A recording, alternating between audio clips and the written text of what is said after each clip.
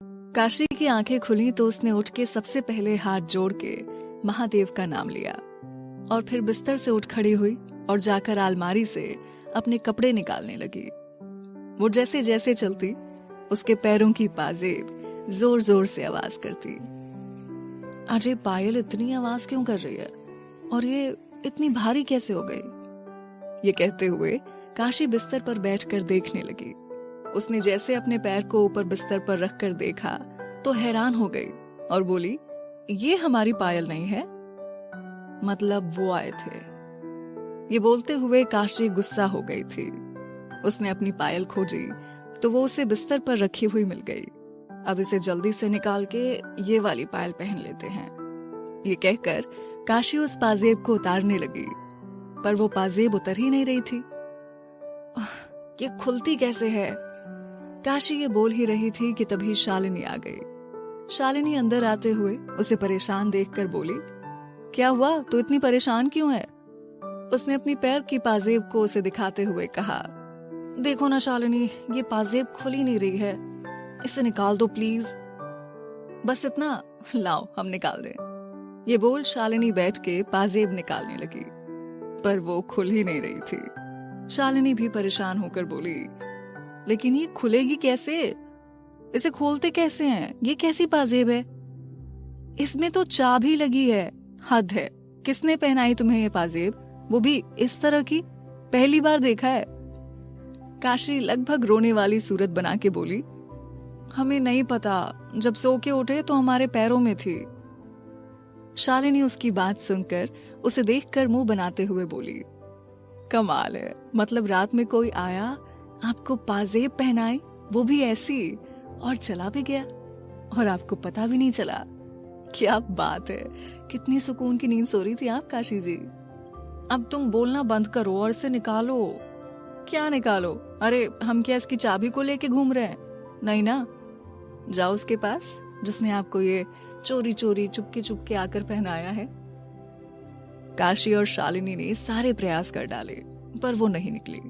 दोनों थक हार के बैठ गए। शालिनी, अगर कोई पूछे तो बोल देना तूने दिया है ये कहते हुए काशी ने शालिनी की तरफ आस भरी निगाहों से देखा।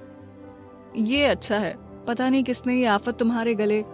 शालिनी बोलते बोलते रुकी और फिर बोली, नहीं नहीं, गले नहीं, पैरों में बांधा है, और पर्ची तुम हमारे नाम का कटवा दो। काशी ने उसे पुचकारते हुए कहा, तुम तो हमारी अच्छी दोस्त हो ना, प्लीज। बस बस मक्खन मत लगाओ, अब बोल देंगे हम। अब चलो जल्दी से नीचे आओ, अंकल जी इंतजार कर रहे हैं। ये कहकर शालिनी बाहर जाने लगी। काशी ने जैसे कदम बढ़ाए तो पाजेब की आवाज पूरे कमरे में आ गई। आवाज सुनकर शालिनी ने उसे चिढ़ाते हुए कहा, अरे वाह, क्या बात है, करो अब छम छम काशी रानी। काशी उसे मारने भागी तो वो जल्दी से भाग गई। उसके जाने के बाद काशी भी नहाने चली गई। वो तैयार होके जैसे नीचे आई तो उसकी पाजेब की झनकार सुन सब उसकी तरफ देखने लगे। काशी को बहुत अजीब लग रहा था। वो राजेंद्र जी के पास आई तो राजेंद्र जी उसके पाजेब की आवाज सुनकर अखबार मुंह के सामने करे मुस्कुराए जा रहे थे। राजेंद्र जी ने अखबार मुंह के सामने रखे हुए पूछा, काशी बिटिया, ये आपने कौन सी पायल पहन ली है? आप तो ऐसी पायल कभी नहीं पहनती जो इतनी आवाज करे, तो आज? उनके इस सवाल पर काशी परेशान हो गई। तभी शालिनी ने चाय की ट्रे टेबल पर रखते हुए कहा, हमने ये सजा दी है इन्हें अंकल, ये 2 साल दूर थी, ऐसे कैसे छोड़ देते इन्हें? राजेंद्र जी तो पहले से जानते थे कि ये अभय ने दिया है, पर वो कुछ नहीं बोले। वैसे अच्छा है, इससे ये तो पता रहेगा कि आप आस पास हो। ये कहकर राजेंद्र जी हंस दिए और उनके साथ शालिनी भी। बाबा आप भी, ये बोलकर काशी खींच के वहां से चली गई और राजेंद्र जी और शालिनी फिर जोर से हंस दिए। इंदौर शहर, राजेंद्र जी का ऑफिस। अभय ऑफिस में बैठा काशी का ही इंतजार कर रहा था। मालिनी भी उसके पास बैठी कुछ लिखे जा रही थी। अभय बार बार दरवाजे की तरफ देख रहा था। राणा भी उसके बार बार दरवाजे पर देखने से सोचने लगा कि तभी मालिनी ने उसे बार बार दरवाजे पर देखते हुए पूछा, क्या हुआ अभय, कोई आने वाला है क्या? नहीं, कुछ नहीं। ये बोलकर अभय अपने काम में लग गया। तभी उसके कानों में पाजेब की झनकार गई। अभय ने सर झुकाए मुस्कुरा दिया। वो समझ गया कि काशी आ गई। काशी जैसे ऑफिस के अंदर आई तो उसके आते ही सब उसकी तरफ हैरानी से देखने लगे। वो सर झुका के जल्दी से वहां से निकल के अपनी केबिन में आ गई। शालिनी उसके पीछे ही आते हुए हंस रही थी। काशी जैसे अंदर आई तो मालिनी और राणा उसे ही देख रहे थे। उसकी पाजेब की आवाज सुन मालिनी ने उससे कहा, काशी, ये क्या पहन के आई हैं आप ऑफिस में? अभय बैठा मुस्कुरा रहा था क्योंकि ये सब उसकी ही कारस्तानी थी। काशी को समझ नहीं आ रहा था कि वो क्या बोले। उसने घूर के अभय को देखा। शालिनी काशी को परेशान देखकर जल्दी से बोली, वो हमने ही इसे पहनाया है। अभय को ये सब देख के बहुत मजा आ रहा था। काशी की नजर जब उस पर गई तो उसे मुस्कुराता देख के काशी को बहुत गुस्सा आया। वो चुपचाप आकर अपनी चेयर पर बैठ गई। राणा ने भी जब अभय को मुस्कुराते देखा तो वो समझ गया कि ये उसी ने किया था। मालिनी ने काशी से कहा, तो क्या तुम इसे ऐसे ही पहन के घूमने वाली हो? और कोई चारा भी नहीं है क्योंकि इसमें लॉक है। इसकी चाबी मेरे पास नहीं है।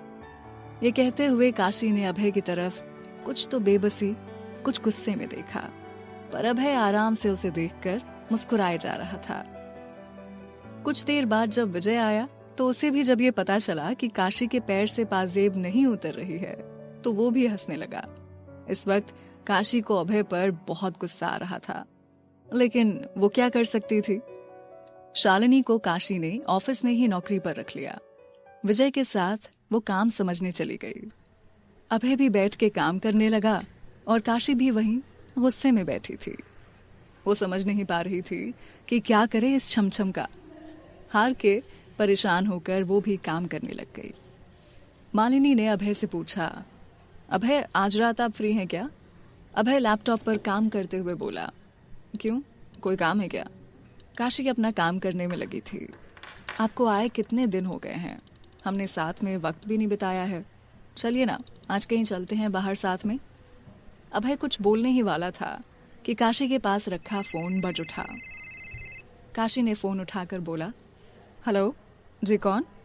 दूसरी तरफ से महलावत जी ने कहा, जी मैं महलावत बोल रहा हूँ। जी महलावत जी, बोलिए। जी, आपको ये बताना था कि आपको और हुकुमसा को राजस्थान आना पड़ेगा। क्यों, कोई बात है क्या महलावत जी? हाँ, हमारे डायरेक्टर साहब आपसे मिलना चाहते हैं। जी ठीक है, हम कल आ जाते हैं। जी, हुकुमसा से भी बोल दीजिएगा। महलावत जी इतना बोल के फोन रख दिए। उनके फोन रखते ही अभय ने काशी से पूछा, महलावत जी का फोन था, क्या कह रहे थे वो? जी, वो बोल रहे थे कि आपको और हमें राजस्थान आना होगा। डायरेक्टर साहब हमसे मिलना चाहते हैं। तो आज रात ही निकल लेते हैं। वैसे भी मैं अपने घर से बहुत दिनों दूर रह लिया।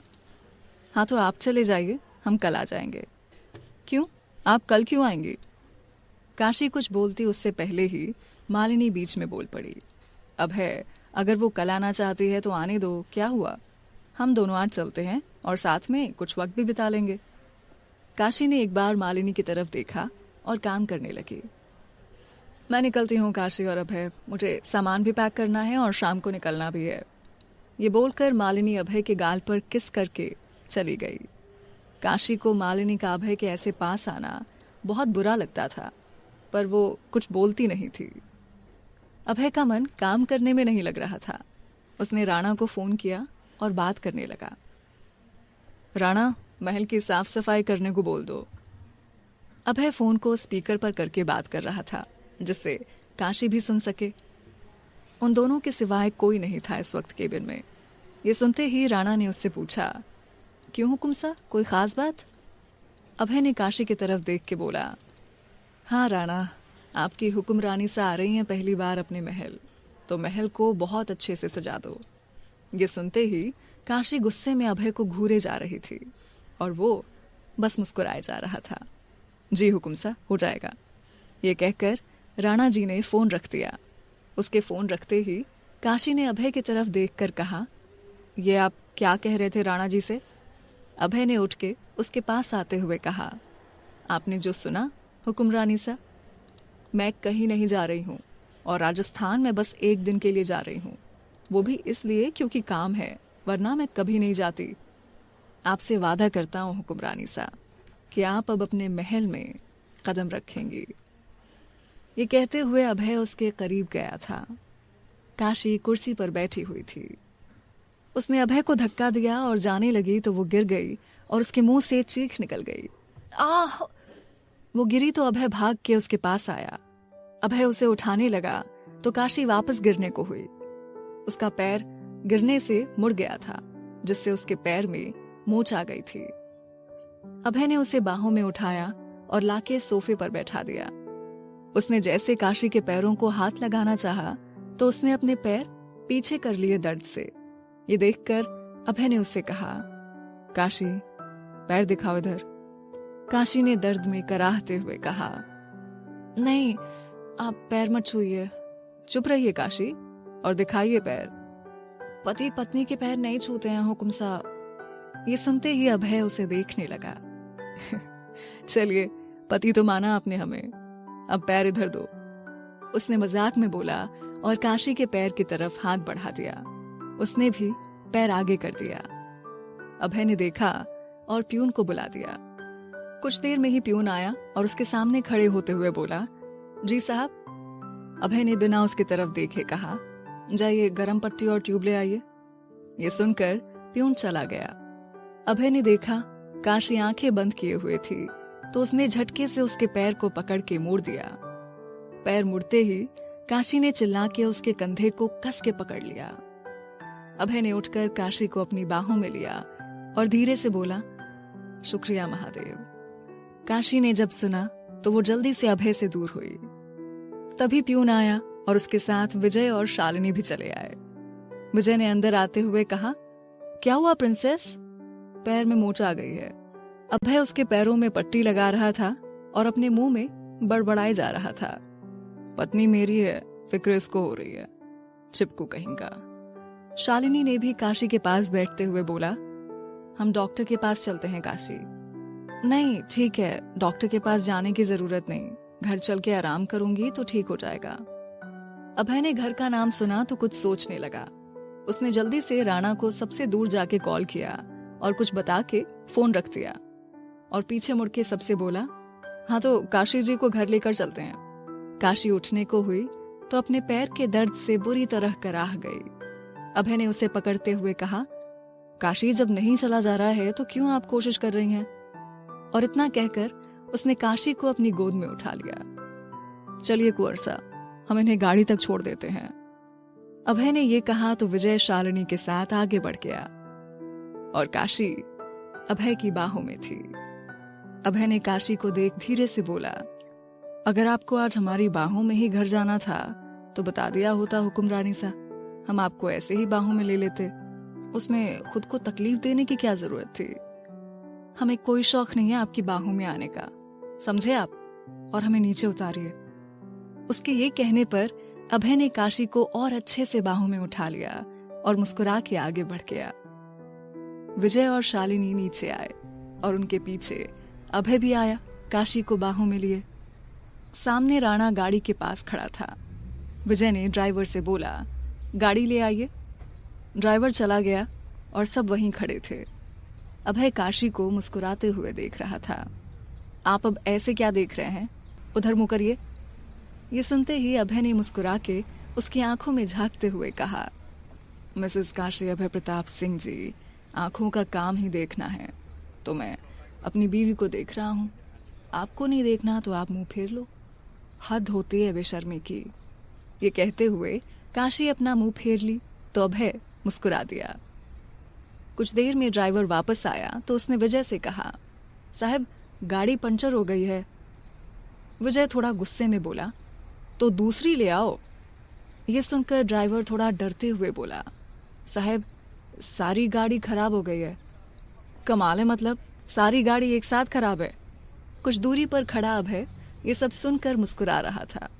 काशी ने जब उसकी तरफ देखा तो समझ गई कि ये काम अभय ने ही किया है। उसने उससे कहा, यह आपने किया है? ये सुनकर अभय ने आंख मार दी और मुस्कुरा दिया। काशी ये देखकर आंखें बड़ी कर मुंह खोल हैरान होते हुए बोली, कितने दुष्ट हैं ये, हद है। ये सुनते ही अभय ने उसे मुस्कुरा कर देखते हुए पूछा, क्या बोला आपने? कुछ नहीं। ये कहकर काशी दूसरी तरफ देखने लगी। उसने काशी को देखकर अपने मन में कहा, जैसा हूं आपका ही हूं काशी। विजय को परेशान देखकर अभय ने उससे कहा, आप हमारी गाड़ी में चलिए कुंवर साहब। वो भी मान गया। अभय ने काशी को गाड़ी में बैठाया और खुद आकर आगे बैठ गया। शालिनी काशी के पास बैठ गई और विजय दूसरी गाड़ी में। गाड़ी चल दी, पर अभय कुछ परेशान लग रहा था। काशी चुपचाप बैठी थी। उसे ऐसे खामोश देखकर शालिनी ने उससे कहा, काशी, वो गाना कौन सा था जो हम घाट पर गाते थे? तेरा इश्क, क्या था वो? काशी गाड़ी से बाहर देख रही थी। शालिनी ने उससे फिर कहा, बोलो ना काशी। अभय बैठे सुन रहा था। हमें याद नहीं। काशी ने उसकी तरफ देख के बोला, अरे वो था ना, तेरा इश्क है या इबादत जोगिया। शालिनी के इतना बोलते ही काशी गुनगुनाने लगी। अभय बैठ के सुन रहा था। काशी पूरे 2 साल बाद आज शालिनी के साथ बनारस की यादों में जी गई थी। आज दिल में थोड़ा सुकून था। अभय उसका शांत चेहरा देखकर खुश था। गाड़ी आके राजेंद्र जी के महल के सामने रुकी। अभय का दरवाजा आके नौकर ने खोला। वो बाहर आया और काशी की तरफ का दरवाजा खोलकर उसे फिर से बाहों में उठा लिया। काशी उसकी आंखों में देखने लगी। उसे अभय समझ नहीं आ रहा था। आखिर अभय उससे क्या चाहता था, ये बात वो समझ नहीं पा रही थी। विजय भी उन लोगों के साथ अंदर आया। राजेंद्र जी इस वक्त घर पर नहीं थे। हम इसके लिए जूस ले आते हैं, ये कहकर शालिनी किचन की तरफ बढ़ गई। मैं डॉक्टर को फोन करके आता हूं, विजय ने अभय से कहा और फोन करने चला गया। अभय काशी को लेकर उसके कमरे की तरफ बढ़ गया। वो काशी को कमरे में लेकर आया और बिस्तर पर लिटा के उससे दूर होने लगा तो उसके गले की चेन उसके मंगलसूत्र में फंस गई। ये देखकर अभय ने काशी की तरफ देखकर कहा, लो, शायद आपके महादेव चाहते हैं हुक्मरानी सा कि हम आपसे दूर न रहें। काशी ने जल्दी से अपना मंगलसूत्र उसकी चेन से निकाल दिया और मुंह फेर लिया। शालिनी जूस लेकर अंदर आई। अच्छा तो हम चलते हैं, हमें कुछ काम है। अभय इतना बोल के काशी की तरफ देखकर मुस्कुराते हुए चला गया। उसे जाते हुए देखकर सामने से आते हुए विजय ने कहा, आप जा रहे हैं? हाँ, हमें कुछ काम है कुंवर साहब, बस इसलिए। जी अच्छा। अभय ने उसे बाय बोला और बाहर निकल आया। बाहर आकर उसने एक बार चारों तरफ देखा, फिर गाड़ी में आकर बैठ गया। राणा आगे बैठा था। अभय ने सामने देखते हुए राणा से कहा, राणा, कोई नजर रख रहा है हम पर, पता करो और यहाँ पर काशी जी के महल के बाहर कुछ लोगों को सिक्योरिटी के लिए लगा दो और पता करो कौन है ये। जी हुकुम साहब। इतना कहकर राणा ने ड्राइवर से चलने को कहा। काशी ने जब नजर